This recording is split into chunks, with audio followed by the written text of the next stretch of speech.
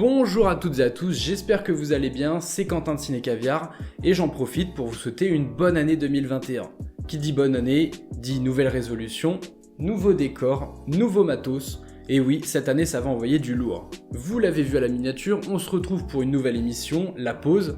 Habituellement ça sortait tous les vendredis avant le second confinement, et j'ai décidé qu'avec la nouvelle année, on allait revenir encore plus fort, avec une vidéo tous les jours, du lundi au vendredi. Et oui, l'actualité ciné, ça ne s'arrête pas même si les salles sont fermées, car le monde bouge, et nous aussi. Alors du coup, quoi de mieux pour démarrer cette nouvelle année et cette nouvelle émission que le fameux générique. C'est parti.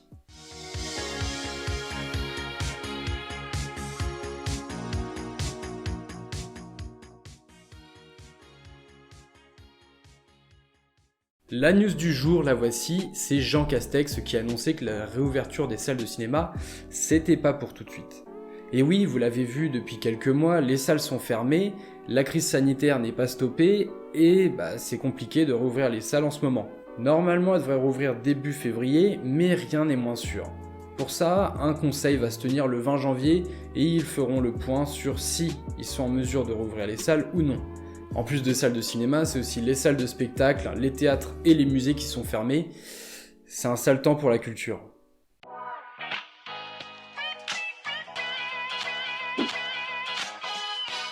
Et on continue les news, et oui, aujourd'hui c'est pas très gai, avec le décès d'un réalisateur britannique, le réalisateur Michael Apted. Pour les connaisseurs, il avait notamment réalisé Gorille dans la brume en 1988, Le monde ne suffit pas en 1997, un James Bond avec Pierce Brosnan et Sophie Marceau, et en 2010, il avait réalisé le troisième opus du monde de Narnia, l'Odyssée du passeur d'aurore. Bon, après cette actualité un petit peu morose, ça vous dirait qu'on se détende un petit peu? Eh ben ça tombe bien, on passe au buzz.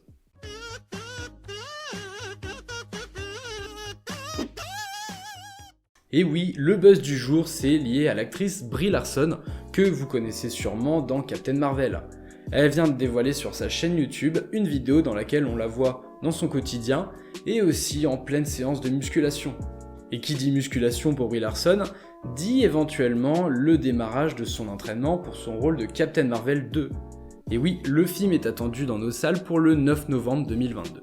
On change totalement de sujet, et si je vous dis Jar Jar Binks, vous pensez à quoi? À la créature que vous avez détestée dans la prélogie Star Wars? Et ben justement, j'ai du news à ce sujet. Jar Jar Binks, c'est une créature faite en image de synthèse, mais pour ça, il y a eu un acteur qui l'a joué. Cet acteur, c'est Ahmed Best, acteur qui a vécu du harcèlement depuis les années 2000, depuis qu'il a incarné son rôle. Et pour ça, l'acteur sort de son silence, lui qui a vécu une grosse dépression à la suite de ce rôle et du bad buzz qu'il a engendré, et il décide aujourd'hui de monter sur scène et de faire un stand-up justement pour évoquer son parcours dans la saga et les déconvenus que ça a pu entraîner. Et en parlant de stand-up et de Star Wars, ça vous fait pas penser à Carrie Fisher qui elle aussi était montée sur les planches pour parler de son expérience au sein de la saga. On quitte la galaxie lointaine et on va retrouver notre Terminator préféré, Schwarzenegger. C'est le point insolite du jour.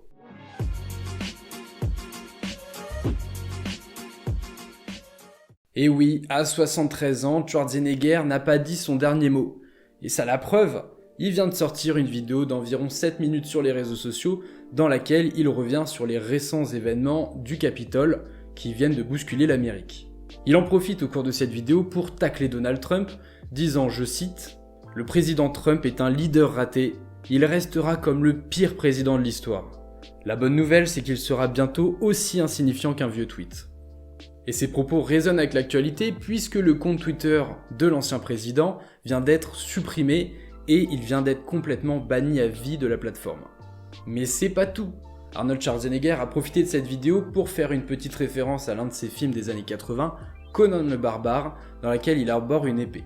Cette épée, on peut la voir dans la vidéo, et il en profite pour faire une référence à la démocratie, je cite, « Notre démocratie est comme l'acier de cette épée, plus elle est frappée, plus elle devient forte. » Bien qu'il soit complètement retiré de la vie politique, l'ancien gouvernateur de Californie ne perd pas une occasion pour faire parler de lui. Qui dit nouvelle émission, nouvelle année, nouveau matériel, dit aussi nouvelle rubrique. C'est pour ça que je laisse place à la rubrique « On regarde quoi ce soir à la télé ?» Et ce soir, je vous ai déniché un petit film que je vous propose. Il passera à 21h15 sur TMC, c'est Death Wish. Pour celles et ceux qui ne l'auraient pas vu, il met en scène Bruce Willis dans le rôle d'un chirurgien qui souhaite se venger à la suite d'un drame personnel, et ça va être une vraie boucherie. Alors si ça vous dit quelque chose un petit peu cette histoire de vengeance, c'est normal. En fait, le film est un remake du film de 1974, Un justicier dans la ville, avec Charles Bronson. Il est réalisé par Eli Roth, et c'est l'occasion pour nous, spectateurs français, de pouvoir apprécier le doublage de qualité de Patrick Poivet. Avant de quitter cette vidéo, j'en profite pour vous dire que si vous aimez le contenu que je produis, n'hésitez pas à liker, partager, à vous abonner, ça me fait super plaisir. Et on termine l'émission d'aujourd'hui avec un petit plat chaud, attention, on met les gants car ça sort du four.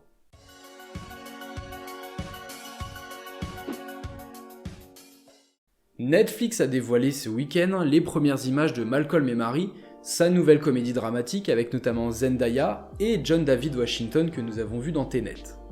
Ici, beaucoup d'émotions et une ambiance assez lourde puisque nous suivrons un couple qui se déchire, qui peut-être sera biboche, nous en saurons plus très prochainement puisque le film sortira le 5 février sur la plateforme. Alors, sachant que ce film sort au mois de février et que les Oscars auront lieu le 25 avril, est-ce que ce serait pas une tentative pour Netflix d'avoir peut-être une place ? On ne sait pas, on verra avec la qualité du film, sachant que ce n'est pas la première fois que Netflix tente une incursion parmi le palmarès des Oscars, puisque nous avions récemment eu Marriage Story l'année dernière, qui lui aussi parlait du couple qui se déchire, avec une performance de Scarlett Johansson et d'Adam Driver qui était à couper le souffle. Donc nous verrons le résultat dans moins d'un mois. Et pour les fans de Zendaya, vous pourrez la retrouver aussi dans quelques mois à l'affiche du Dune de Denis Villeneuve. Et voilà, cette première vidéo de 2021 s'achève, j'espère qu'elle vous a plu, dites-moi en commentaire ce que vous en avez pensé, bien évidemment qui dit nouveau matériel dit nouvel apprentissage, donc soyez indulgents, je commence à maîtriser mais c'est pas encore optimum, ça va se faire au fur et à mesure, vous inquiétez pas. Je vous dis à demain pour une prochaine vidéo, ciao! See you next time.